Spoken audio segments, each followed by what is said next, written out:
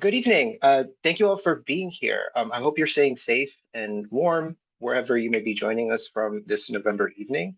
I'm Ricardo Hernandez. I'm Assistant Director of Programs and Partnerships here at Poets and Writers. I'm here to kick off tonight's event. Before we launch into that, into the reading from the 10 talented writers who comprise this year's Get the Word Out fiction cohort, I just wanted to share a few words about Poets and Writers and how we arrived at tonight's event. So for those of you who may be unfamiliar, Poets and Writers, established in 1970, is the largest nonprofit serving creative writers in the country. Each year, tens of thousands of poets, fiction writers, and creative nonfiction writers benefit from our programs, which include our eponymous magazine, our information-rich website, pw.org, financial support for readings and other literary events, our online classes and workshops, and sponsorship of several notable writing prizes and awards.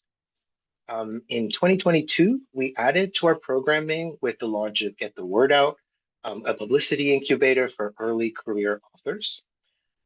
So building on Poets and Writers' work, Get the Word Out was imagined to help writers develop publicity strategies to maximize the exposure of their soon-to-be published books, reach readers, and to create a platform to propel their literary careers.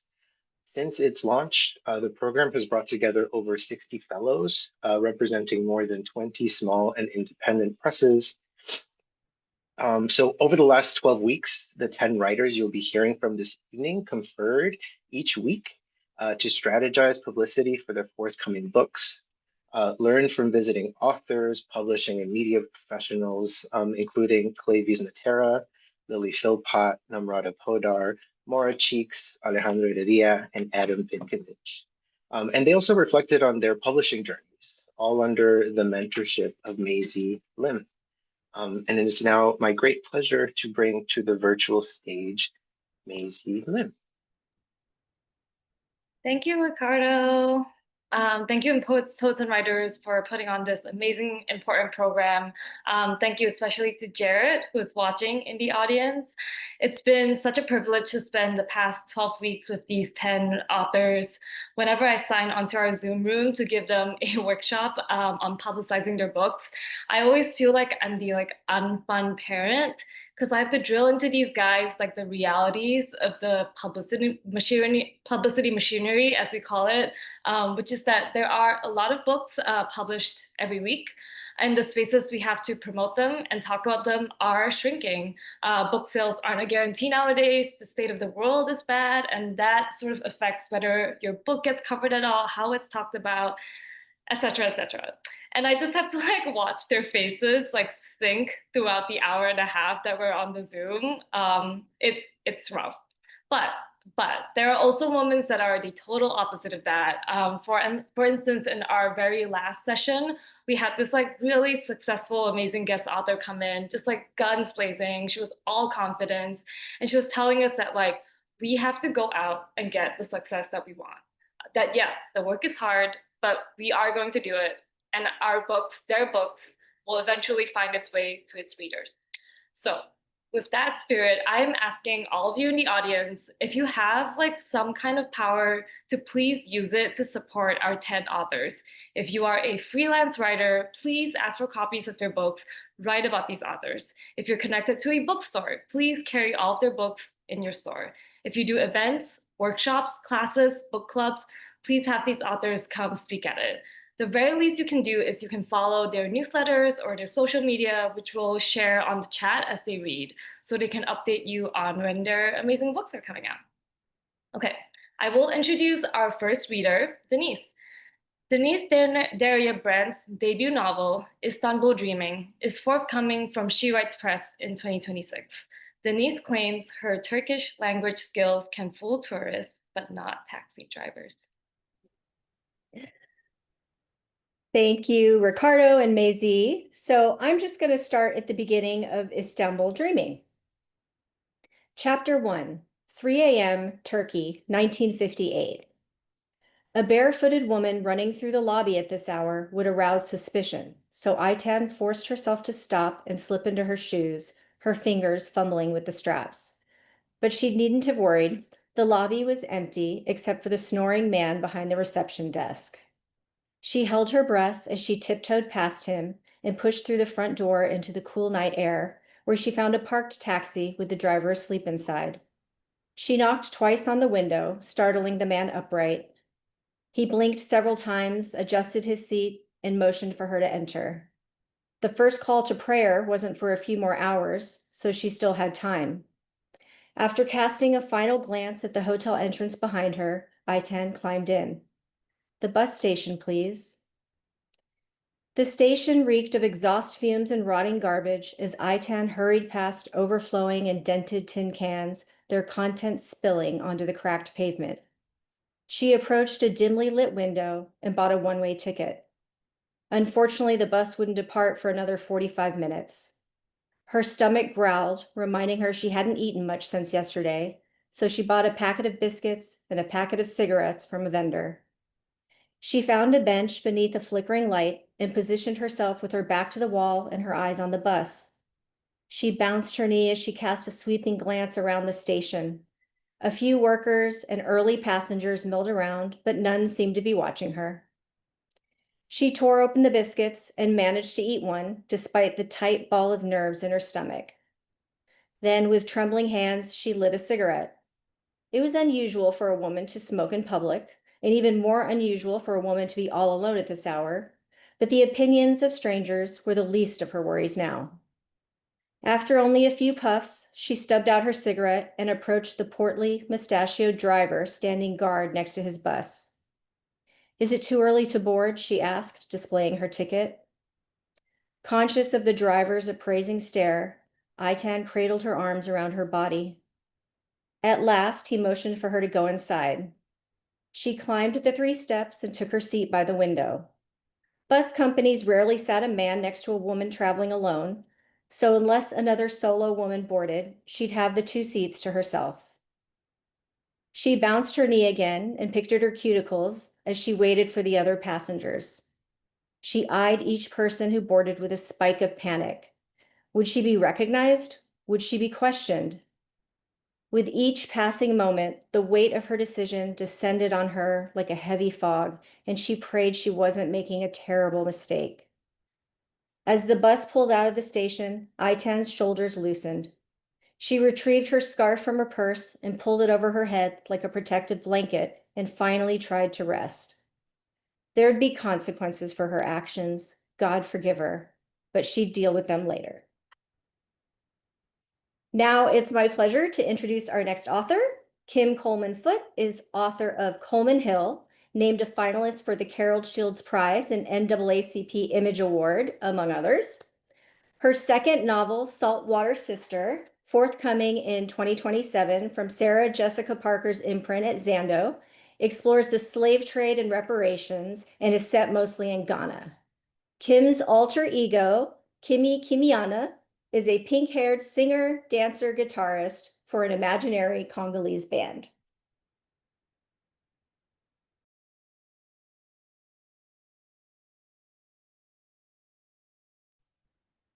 Thanks, Denise, for that intro. Thanks everyone for coming tonight. And also thank you to Poets and Writers and Maisie for such a wonderful program. And I actually saw one of my friends from Ghana in the audience. I hope it's not too late, but thanks for coming, everybody. I'm going to read from the beginning of my novel.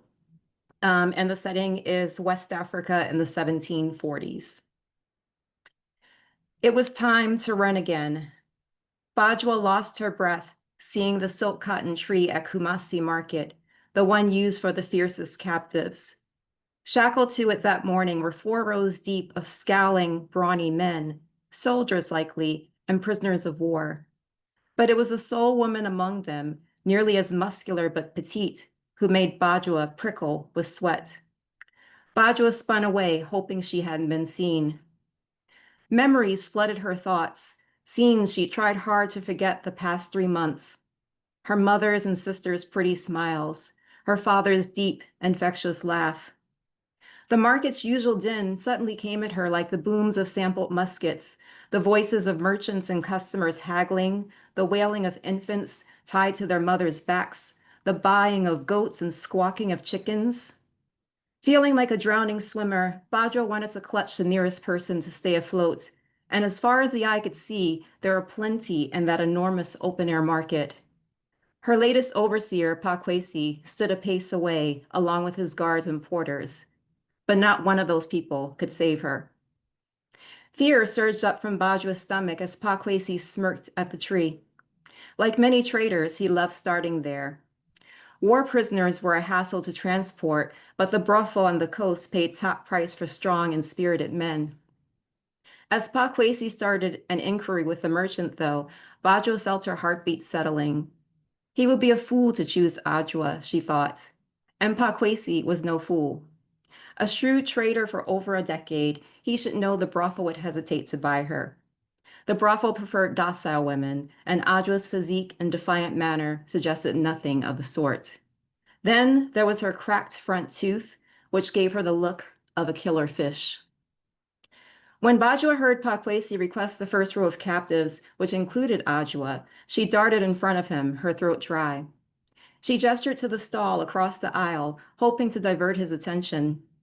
She cringed at the emaciated captive boys there. They were the antithesis of what Pakwesi would want, and seeing the sudden fear in the large, innocent eyes made a bitter saliva fill Bajwa's mouth. She swallowed to quell the nausea, the disgust she'd never stopped feeling for her line of work. Better them than me, she tried to remind herself, looking away. Please, she said to Pakwesi, whispering to avoid Ajwa's detection, why don't you consider the boys instead? She rattled her lips as Frimpong, the lead guard, pushed himself between them. That's ridiculous, he said. They'll fetch half the amount. Bajwa eyed Pakwesi's dozen porters, half of whom carried huge baskets of cowrie shells atop their heads. More than enough to pay for the boys. Why not save some money this time, eh? Bajwa said. But Frimpong took hold of Pakwesi's hand and pulled him, and their overseer stepped closer to the tree, closer to Ajwa. Thank you for listening. And next up, we have Sophia Honeycutt. Sophia Honeycutt's award-winning short fiction has appeared in Story Magazine and Ellery Queen's Mystery Magazine, among others. Her Southern Gothic novel, The House Built on Alligator Bones, is forthcoming from Penguin Random House's Dutton imprint in fall 2026, and she last held an alligator 171 days ago. Hey all, thank you for coming. I'll be reading the prologue of The House Built on Alligator Bones. Nature is consuming Greer House. Waist-high grass shudders against the wraparound porch. Honeysuckle chokes the stained columns, kudzu claws at the murky green siding. It's an echo of what it once was, roof sagging, second floor porch railing cracked, glassless windows dull as a corpse's eyes. Wiping sweat from my forehead, I skirt the hood of the car, eyes fixed ahead of me. Memories ooze forth, covering me in their muck. My instinct is to block them out, but I can't. Not anymore. They're what I'm here for. Once I remember what happened that night, I can decide whether this property is worth saving. I can decide whether this family is damned. The front door is riddled with cracking black paint, chunks flying in place of a welcome mat. Alligatoring, it's called. The unique pattern old lead paint makes, like an alligator purse. Fitting. I slipped the iron skeleton key, special made with an alligator skull at its head, into the lock. The door cracks open to the patter of waterlogged feet, the dragging sound of a long, wet skirt against the floor. I hold my breath, but hear nothing else. Inside, Greer House smells like rotten wood. There's nothing much left. In the drawing room to my right, a cracked teapot lies on the floor. Before me, several steps of the grand staircase are missing. I wander to my left into the dining room. Black mold blooms in the corners. No paintings remain on the wall. Aunt Virginia must have burned them, like I asked. From the darkened parlor beyond the dining room comes a light thud, an animal, maybe. I refuse to look in the far corner, where a limp curtain covers the window. If blood still stains the floor, I don't want to see it. Instead, my eyes fall to the fireplace. Her portrait still lies on the hearth, the axe still stuck inside her, blade now dulled. So, Aunt Virginia couldn't bring herself to destroy this one. A scream echoes in my mind, two voices in one, like some chorus from hell. Then, low to the ground, a gray shape, a cat, slips out of the shadows, its yellow eyes blinking as my squeak of fear turns into a laugh. I admire it as it strides toward a window. Before, no animal could enter Greer House uncaged. The lady of the house wouldn't allow it. I settle into a damp seat facing the parlor, set my bag on the dusty table, and pull out my sketchbook and pen. My hand hovers at the mouth of my bag before sliding in once more. The box of pregnancy tests is cool to the touch, impersonal. If Mama were alive, she would have already made me take one. At the sight of two pink lines, she'd have dragged me to the clinic, then back to Greer House with a box of matches and a can of gasoline. But I'm not here to imagine what she would do. I'm here, in our ancestral home, our rotting heart, to decide whether we deserve a future. And before I can judge us, before I can judge myself, I have to remember every detail of that night. I'll draw some of it and write down the rest, get my thoughts clear, leave a record for whoever's left when I'm dead. Maybe then someone will know who I really am, what I've wanted since I was a little girl, locked in Mama's apartment. I set my pen to the paper. When did I set that evening's events in motion? The moment I threw red Georgia dirt on Mama's coffin? The first time I read the Greer's names? The last time I slid a knife into an alligator? No. The letter. Emotions flood me, fresh as when I first felt them, hope, betrayal, guilt. It started with the letter. Thank y'all for listening. Up next, we have Kat Lewis. Kat Lewis is the founder of Craft with Kat, a best-selling Substack newsletter with practical craft lessons for writers. She is a video game writer and professional Dungeons and Dragons game master. Her debut novel, Good People, is forthcoming from Simon & Schuster in 2027. Hey y'all, I'm so excited to be here reading with these fantastic writers. Thank you guys so much for this opportunity. I'll be reading from Good People. It's about a white girl who was raised by a Black family and has to come to terms with her identity as she applies for a Rhodes Scholarship at Oxford. This is the first page, so let's just get into it. Chapter 1, January 2015. There were two good things about vomiting. The first was that no one liked to bother anyone spewing a volcano of black beans and pico de gallo in a Chipotle restroom. People would inevitably knock on the door, throw out a, "Are you all right?" But when she replied with a casual but raspy, "Right as rain," they'd all gladly leave you to it. The second good thing about vomiting was you got to taste that Chipotle burrito twice. Here was Jolene Tope at 20 years old, face down in the toilet and contemplating life and death as everyone does when barfing in a public restroom. It was all Nina's goddamn fault. If Nina had just done the right thing and invited Joe to that stupid Kappa Kappa Nu party, Joe would not be this drunk in a Chipotle 15 minutes before closing. Well, she would have still been this drunk, but at least she would not be in a Chipotle. It wasn't the first time Joe's sorority sisters had made her feel like her company wasn't wanted, but it stung all the same. Maybe she should have joined Sigma Gamma Rho, the Black sorority, like Daddy had suggested. Though not Black herself, Joe's parents were Black. Paul and Anna Tope were Tennessee, started at the bottom, now we still know where Black. Joe's birth mother, hot mess Dee Dee McCann, was an Irish Catholic woman who took Joe into the Tope's kitchen one hot as balls June afternoon when Joe was just a year old. Dee Dee slipped her only daughter into Mrs. Tope's high chair, said she was going to the store, that she would be back right quick, and never, ever came back.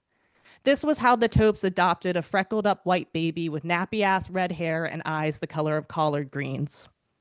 So sure, Joe could have joined the Black sorority like Daddy had suggested, but here in Baltimore at the Johns Hopkins University, Joe had discovered an escape from Tennessee, from her family, from her past life of abandonment. Amidst this clammy upchuck of a moment, Joe didn't fully understand this, but Baltimore, Hopkins at large, had presented her with the opportunity to become herself, to become white on her terms. And here she was doing white shit, drunk vomiting in a fast casual restaurant after a spat with a sorority sister. No, it wasn't the first time Joe's sorority had treated her like an outsider, but still, she found herself pressing her face against the metaphorical glass of high society and higher education until her breath fogged the surface. Joe opened and closed her mouth as if she could smack away the flavor of bile. Cheeks squished against the toilet bowl rim, she groaned. Everything hurt.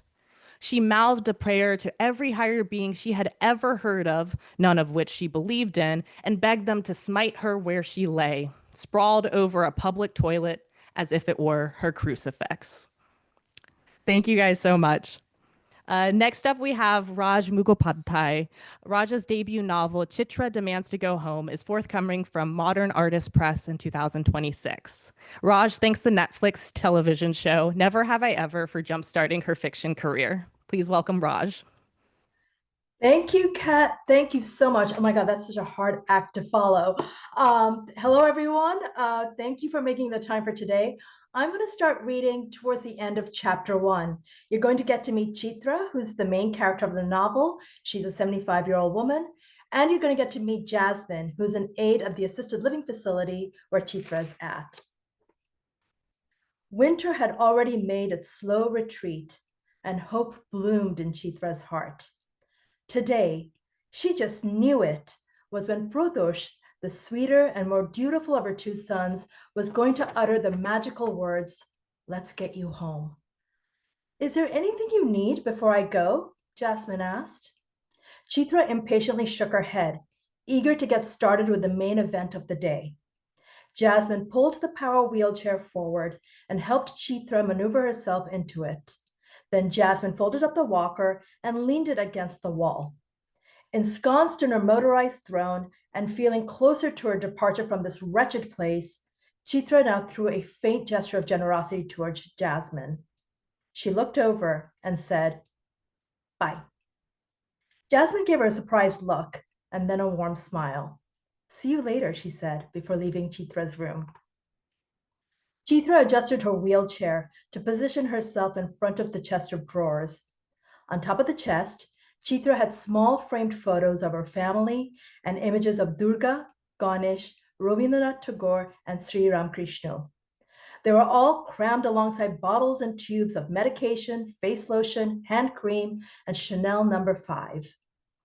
She always bought Chanel No. 5 at one of the duty-free shops in the Dubai airport. She used the perfume on weekends like she used to back in the days when she and her family lived in the Arabian Peninsula. She would go out in the evenings to parties and cultural events held by the Bengali community, decked out in gold jewelry, gemstones, and luxurious saris. She was now running low on the perfume, which added to her sense of urgency to travel back home. She would make sure to buy another bottle during her trip. With her shaky left hand supported by the chest of drawers, Chitra poured some face lotion into her right hand so she could moisturize her neck and face. Her face still drooped a bit on the left side, the corner of her thin lips drawn downward into a frown. She tried to get the left side to go up with upward strokes, as she preferred to hold her mouth in a straight line of firm disapproval. She couldn't help but mourn the loss of symmetry in her face, but at least she still had a fair complexion. She had spent her life avoiding direct sunlight and had maintained a meticulous skincare routine. Chitra still remembered the whispers of the adults she overheard as a child, remarking on her fair, flawless face and how her beauty would make it easy to get her married when the time came. Chitra then took a generous dollop of hand cream with the tiresome lavender scent to moisturize her hands, taking care to get into the webbing between her digits. Finally, she lightly dabbed the perfume on the insides of her wrists. She then brought her hands together, palm to palm, to her forehead and bowed her head towards Durga and Ganesh, praying for a safe journey home. Chitra was certain that her sons would never shirk their duty in taking care of her the way she had been expected to take care of for. She had been exemplary in devoting her life to her family, and tradition dictated that now, in return for all she had done for them, her sons would take care of her. And along with taking care of her, they also had to make sure all was well with the house in Kolkata. And now I have the great honor of introducing Radhika Singh, who is a writer and editor in Queens, New York. Her debut novel, Earthly Playing Field, is coming from Common Notions Press. Fun fact about Ra, she does not see raccoons as menacing beasts to be feared. Ra, the stage is yours. Thank you, Raj. So these are the opening pages of Earthly Playing Field. The forest glittered in the morning light, the sun dripping through the arching branches, the leaves fulgent, almost lurid in their last gasping moments of the season. It felt unreal, like a Miyazaki scene, cellulose and chlorophyll in lambent emeralds and golds, a late summer symphony in radiant blaze. Roma charged forth, the black, white, and red oaks receding in vertical waves, their fallen brethren cutting horizontally across the woods to describe a depth easily obscured by the speed of her tread. Ranbir had reminded her last week, then again last night, to go check on his mysterious plant. She was surprised by the whole project and the new bond it created between them. His brother Kashbir was generally the affable one, unafraid to get on the phone and gossip, while Ranbir stayed deadly serious. It was Kashbir who sealed their bond in the early days, whisking them off into the hills to bask in the cool nights with his thermos of chai and tinctures of ganja, or magic mushrooms trucked up from the south, or twice the acid tabs she smuggled in sanitary pads from abroad. Roma and Ranbir would stare moodily, contemplating the minutiae of the universe, while Kashbir poked gentle holes through their sobriety, reciting poetic fragments about the surrounding sublimity, dragging them down to earth with his liquid smile and eyes full of stars, his loosely tied turban unraveling softly, while Ranbir stayed stiff and proper no matter how high they managed to get. Ranbir was always the revolutionary brother, a card-carrying member of the Communist Party of India, Maoist, running off to one meeting or another. Kashbir was the layabout, putting in casual hours on the farm, then disappearing with friends to swim the local water holes or ride bikes into the mountains. Now Kashbir was the one with all the grown-up responsibilities, a full-time farmer with a wife, 2 kids, and a third on the way, while Ranbir lived the bachelor life, as Balbir uncle put it. When Roma visited Amarpur over the spring, the farmers' protests were in full swing again, and Kashbir was totally absorbed by the border encampments. She'd only caught him for a couple days before he set out, with a truck full of comrades and food supplies, not to mention healthcare workers and medical aid to treat the recurring injuries. The cops were out of control, firing tear gas shells, rubber pellets, water cannons, and Molotov cocktails on peaceful protesters, many of whom were quite elderly. 700 lost their lives the last time we demonstrated. As of last month, 5 more have been taken. Now the government blocks us from even entering the capital simply to voice our grievances. They call us terrorists, separatists, Khalistani outlaws. But they cannot diminish our spirit. Balbir uncle said calmly in Punjabi to the congregation sipping chai in the courtyard. We meet their violence with resilience. We do not balk at injustice. We are unafraid to confront Fasivad. Fasivad. Empty tray hanging from her fingers, Roma carried the word back into the kitchen. What does it mean, Fasivad? She asked her mother. Fascism, Simran replied. You should talk to me more in Punjabi, Ma. Everyone around you speaking in Punjabi, Romi, what more do you want? Simran never spoke ill of her ex-husband. She didn't need to. The sourness of his legacy wafted around them still, malodorous. Vivek was the one who insisted that Punjabi never be spoken in the house. It was too backwards and provincial for his modern sensibilities. He'd established a sad routine between the 2 women of embargoing their mother tongue. Now Simran darted about the kitchen with far more verve than she displayed through Roma's childhood. Roma gazed lovingly at her mother's soft, round face with its pointy little chin, her finely sketched eyebrows, and the way her long, thin eyes crinkled out to her helix. Simran reached for the sugar and then remembered, Gurneet auntie still is waiting for you to pick up the gur.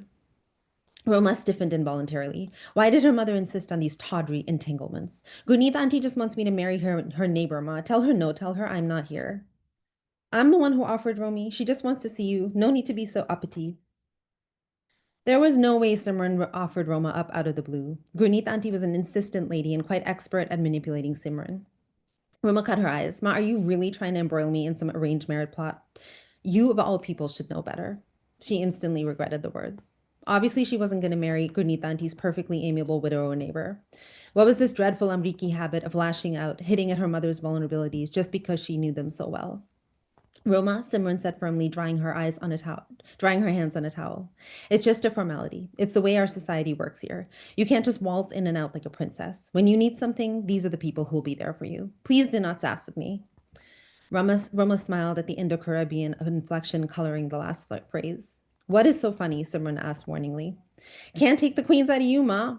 Roma wrapped her arms around her mother. Don't worry, I'll go see Gurneetanti. I'll just tell her I'm a lesbian. Please do not do that, Simran struggled out of Roma's embrace. Just talk to her nicely and drink her chai. Thank you. And now I'm going to introduce Rachel Leon. Rachel Leon is a writer, editor, and social worker. Her debut novel, How We See the Gray, is forthcoming from Curbstone Books in May 2026. She's a big fan of snail mail and would love to send you a postcard. The link is going to be in the chat. Thank you. And thank you to Poets and Writers and to Ricardo and Jared and Maisie. I'm gonna start reading. A few things to know about children's social charities. We're a broke-ass nonprofit contracted by the Illinois Department of Children and Family Services to provide foster care case management. The salary is a joke, and few stick around. But our revolving door is less because of the sucky pay than the job's relentlessness. No way to get everything done in 40 hours, so here's the choice. We either need to cut corners or run ourselves ragged. No choice really, because either way, someone gets hurt. We often come to this work because of our own traumas, but the job itself is wounding. It's hard to shut down our brains so we can sleep at night. There's so much mental whiplash, from one person to the next in minutes, as you'll see. But we do it because we want to help our families, even when they spit at us and threaten to slit our throats. Most of us come to CSC as babies, fresh from college, armed with only a bachelor's degree and a willingness to try. We're stoked to score a grown-up job with benefits. We accept the crap pay for the chance to make a difference. Many of us quit because we doubt we ever could. But Meredith believes she could. They just need someone to give them a chance, she'd say. Some of us said she cared too much, thought she was too pro-parent. But being a young single mom herself allowed her to empathize better than the rest of us, who are meticulous with birth control and who got abortions if it failed us. Almost like she knew that client could be her, would be her. She couldn't have waltzed into CSC knowing what she was doing, but sometimes it felt like it. Her attention to detail made her paperwork impeccable. She sprang into action when there was an emergency on her caseload, or one of ours. She was articulate and on top of deadlines. A classic type A, but with a huge heart. She had court that day, a termination of parental rights hearing on a case she'd recently inherited. It was the first time Meredith had to explain why paperwork wasn't done, so she had to come up with a professional way to say, Your Honor, the previous worker didn't do shit. But neither had the parent she was testifying against, so there couldn't have been too much pushback from the mom's public defender. Let's get some names out of the way. Obviously, we're using pseudonyms, but the mom here is Ashley White. Her teenage daughter had a ridiculous name, something ironic, like a blonde, blue-eyed girl named, of all things, Ebony. After court, Meredith stopped at the office for a vent session. She didn't have much time before she had to get Ebony, though enough for a quick chat with Jamal, but his cubicle was empty, so she hit Jody's office. Jody was the coolest supervisor because she told it like it was and kept Lynn doors in her desk for hard days. Jody should have waited until Monday to tell Meredith about the Kingsley case, but she held up the case assignment and sang, It's a girl and a boy. Read the room, Jody. I just got crucified on the stand. Thank you. I have the pleasure to introduce our next reader, Grace Spulak. Grace is a writer and attorney based in her home state of New Mexico. Her story collection, Magdalena is Brighter Than You Think, was selected by K. Ming Chang as the winner of the Autumn House Rising Writer Prize and is forthcoming from Autumn House Press in April 2026. Grace is also an amateur cellist and is a member of 2 community orchestras. Hi, everyone. Thank you so much for being here. And I'm so excited to read all these books now. So I am going to read from the beginning of the title story from my collection, Magdalena is Brighter Than You Think. It was our grandmother, Jessie, that we got stuck with, me and my sister, Charisse. and we lived with her off that old highway that goes from Magdalena to the Alamo Reservation. At first crowded together in a fifth-wheel trailer, then later, when Jessie got some money from a settlement, after a Forest Service truck ran her off the road, in a single wide with a dusty air conditioning unit that never worked. Jessie never liked girls, and she said this was the reason she never liked our mother. Although when she wanted sympathy, she had no problem going on about what a tragedy it was that our mother died. Boys were better, she said, because they weren't crazy, and it was just her luck that our brother Daryl was the one to go with our mom. Given all of that, you'd think she would have liked Wilson Padilla when they gave him to us as her one and only foster kid, but she didn't, as far as I can tell. She only signed up to take foster kids, I think, because she could get a payment from them. With Jessie, it was always some scheme to get money. Daryl told me once that she got food stamps for him along with me and Charisse because no one ever bothered to check when she put his name down. Daryl came and talked to me then, even though he was dead. Sometimes he had a bullet hole through the front of his forehead, and other times he didn't. I don't know why it was that way, and I never really wanted to ask him, seeing as how it'd probably make him feel bad or hurt his feelings on account of everything that happened to him. The first time Daryl came to talk to me, I was 11, the same age as he was when he got shot, the same age Wilson was when he came to stay with us for a summer. I was in the kitchen, cutting an apple. I didn't see him show up, just looked around, and there he was, standing right by me. "Aren't you supposed to be dead?" I said. "Those apples aren't any good," he said. "They're all mushed up inside." I looked at where I'd cut the apple, and I could see he was right. It was all yellow and rotten. I thought maybe I could find a better apple and give him some, but he was gone before I could. So I just went on cutting the apple I had, even though I didn't want it too much by that time either. Pretty soon Jessie came in, and she started screaming and screaming. And when I looked down, I realized I was holding the knife backwards, trying to cut the apple with the wrong side of the blade. The sharp side was going into my finger, and blood was going all down my wrist. I hadn't even noticed. Today, if you look, you can see I still have the scar from it. Wilson was from way down south, near Lordsburg, a place called Animas, and we were the only people that would take him in, since at his last foster home in Silver City, he'd burned down a doghouse, 2 quince bushes, and part of a door frame with a can of lighter fluid. Jessie said as long as she was getting paid, she didn't care what he'd done.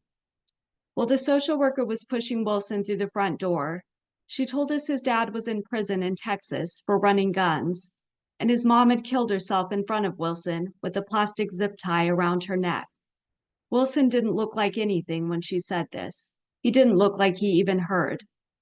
The social worker didn't come back after that, even though I guess they've got a rule that says they're supposed to visit every month. And someone got in trouble for that after everything that happened later. Wilson didn't burn our house down, and he didn't burn anything down on the property as far as I can tell. That summer he was with us, there was a grass fire that started up on the plains about 20 miles east of us. And I wondered sometimes if he was responsible, except I don't see how he could have got all the way up there on his own. I felt sorry for Wilson because he was a person like me. Sometimes bad things happen, and it makes people feel sorry for you. But with me and Wilson, it just made people afraid of us. Thank you all so much. I have the absolute pleasure of introducing our next reader, Hillary Behrman. Hillary Behrman's debut collection of stories, Lake Effect, was chosen by Lauren Groff as the 2024 winner of the Mary McCarthy Prize for Short Fiction and is forthcoming from Sarah Bond Books in May. She lives in Seattle, where she has worked as a children's civil rights lawyer and a public defender. Hi, I'm so happy to be here. I want to thank everyone at Poets and Writers, Maisie, Jared, Ricardo, and all of the guest writers and marketing professionals This has been an invaluable and eye-opening journey, and I am really thrilled and grateful to be a part of this wonderful group of generous writers. So thank you. I'm going to read the first little bit of a story titled Muskeg, which is included in Lake Effect. So here we go. Muskeg. She didn't know the word for it before she moved to Sitka, but she'd known about these places for as long as she could remember. She thought they were the product of her own imagination, more about longing than geography, a place molded purely from the desire to be elsewhere. It had rained almost every day for the past 2 months. Emma hadn't seen the base of Mount Edgecombe, much less the peak or any of the islands in Sitka Sound, for weeks. Low clouds formed thick white walls around the town. She could be living anywhere. She knew hiking this time of year to any place, real or imaginary, on no discernible trail with a baby was stupid. She went anyway. Emma and Jacob had already hiked all of the maintained trails more times than she could count since they'd arrived in Alaska last summer. When dusk descended close to midnight, and there was always enough time to head up another trail, hours of light, no rain, no fog, no baby. Emma itched with the need to go somewhere she'd never been, and taking Ruby out in the kayak didn't feel like enough. Besides, being on the water might just feel like being nowhere. There was no visible horizon line, nothing but gray water merging with gray air. They'd had another whispered fight before dawn. Neither Emma or Jacob wanted to risk waking the baby. Jacob couldn't be trusted. Emma was selfish. Even if he had lied, been wrong, which he wasn't, he had done it for the right reasons. He had done it for Ruby. At Ruby's 3-month checkup, the nurse practitioner warned them that Ruby was still underweight. That night, Jacob had cried. Later, he started feeding Ruby on the sly, perfect little bottles of pre-mixed baby formula. It was Ruby's shit that gave him away. Diapers filled with rank, tidy, mustard brown poop. She slurped it up, he said, marveling at the thick yellowish liquid in hygienic bottles.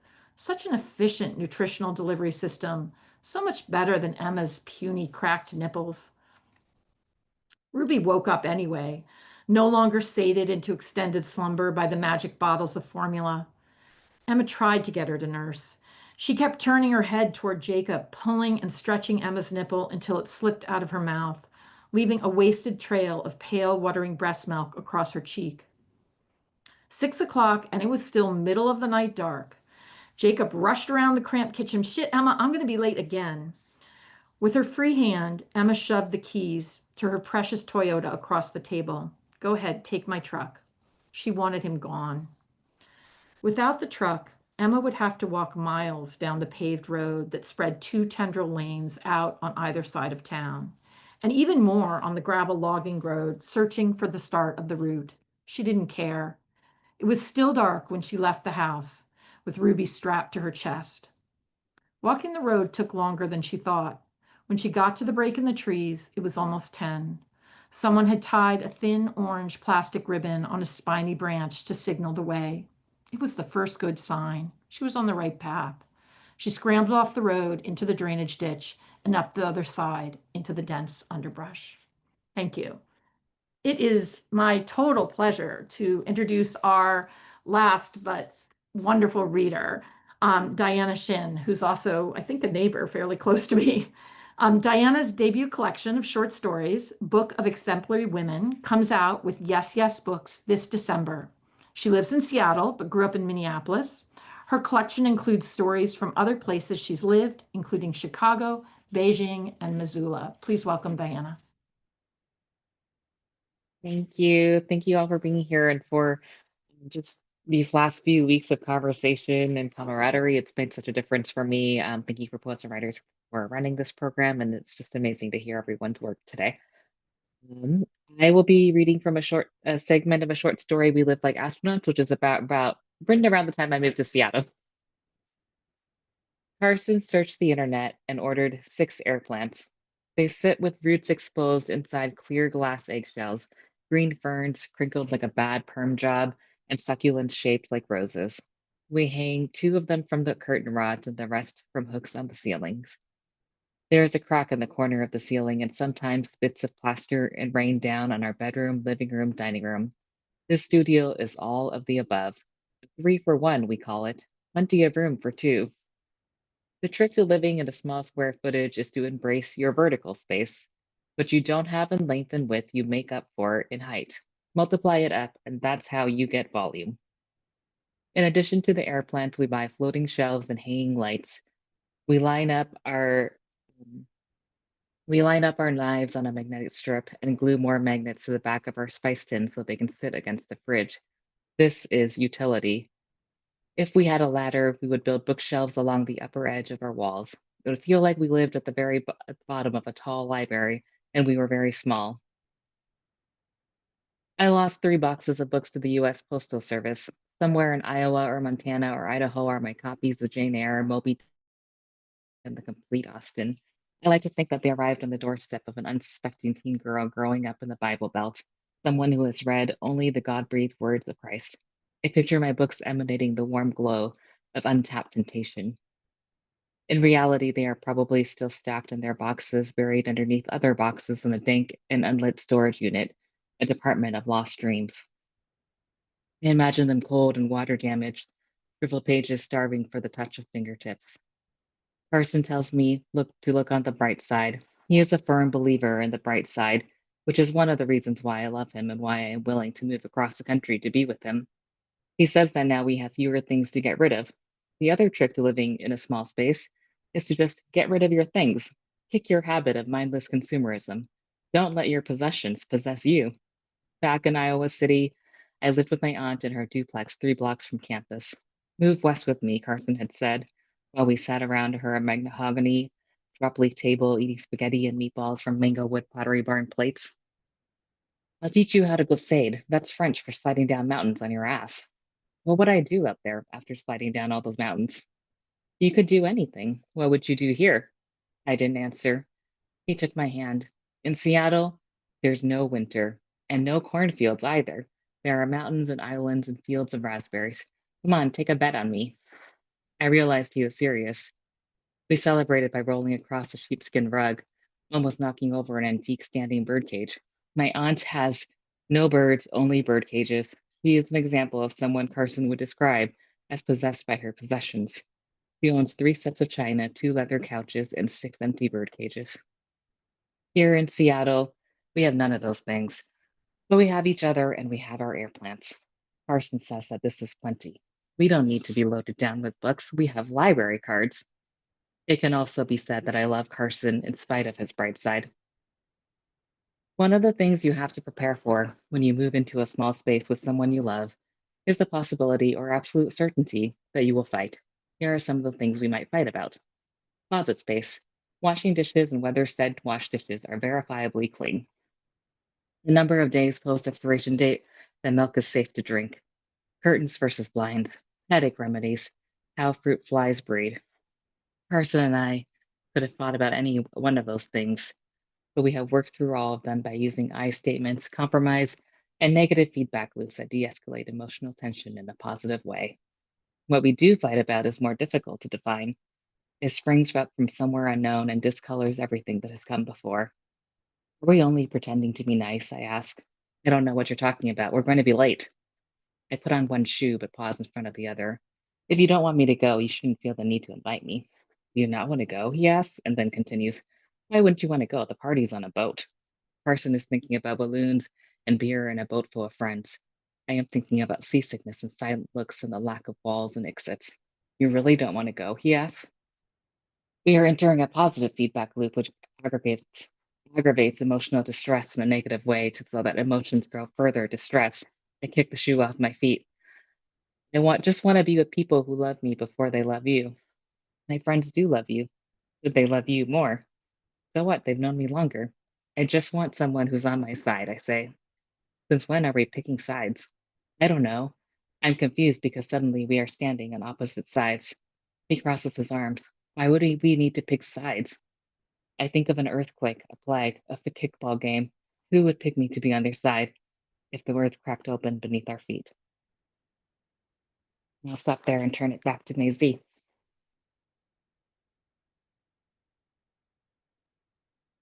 Wow. Thank you so much, Diane, and thank you so much to the rest of our wonderful authors. Another round of virtual applause or party or hearts.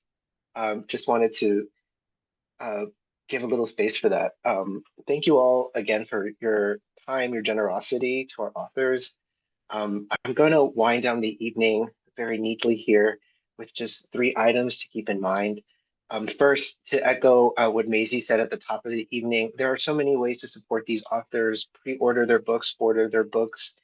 If you have any platform to support and invite these authors to your community, to your libraries, to your bookshops, please use these moments of me vamping to get to the chat, click the links. Rachel would love to send you a postcard. And I hope all of your to be read book piles are getting just a little bit larger this evening. Second, Get the Word Out is a publicity incubator for debut fiction writers and for poets. We will begin to accept applications for the next cohort, that is for writers with forthcoming books of poetry, beginning January 1st.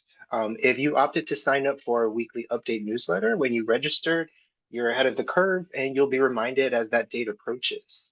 And lastly, if you are feeling inspired and ready to write, do check out our website, pw.org, for resources, including databases for upcoming grants, funding for readings and workshops, and our online professional development and craft classes. I hope you all have a lovely evening and good night.